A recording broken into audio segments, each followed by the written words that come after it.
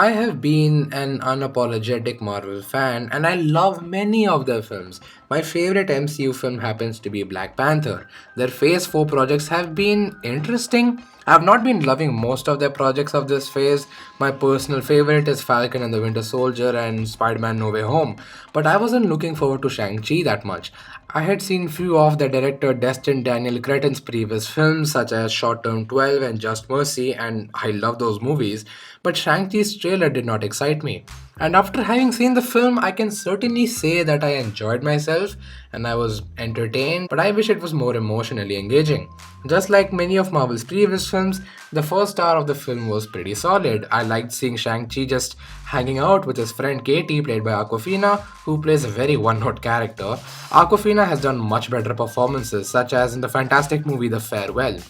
But when Katie finds out that Shang-Chi is more than what she knew, the reveal didn't work because we didn't get enough time with these characters. We see them hanging out, but I don't really feel like it was enough to strengthen their three-dimensionality. So the reveal that her friend is secretly the superpowered martial artist lacks any emotional weight. Visually, the film is, I don't know, it's fine. I mean, there are a few scenes where the lighting is impressive, such as in the scene where Shang-Chi's parents meet, which was very Bollywood-like.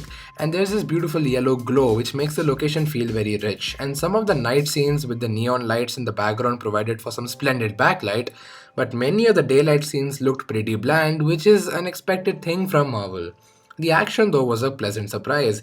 It was really well directed as the camera glides along with the main character's movement. So, we do have one central character whose choreography we not only get to see, but you still feel the visceral nature of the punches and jumps. Many characters have these fight scenes that also partly feel like dances, which have this elegant grace, and the camera too feels like a performer along with the characters.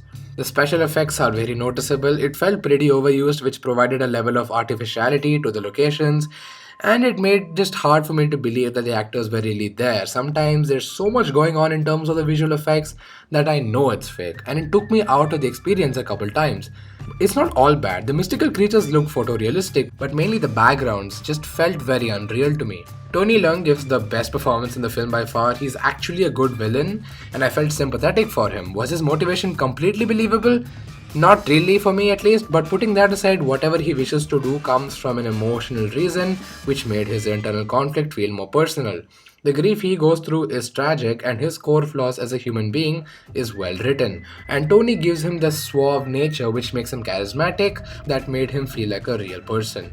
And Simu Liu is pretty good as Shang-Chi. He's earnest and charming, but him as a character was pretty weird because I don't really understand what emotional journey he had been through. The characters say it, but I never really got to feel it because we never really see Shang-Chi struggling with any of the supposed conflict the other characters say that he's going through.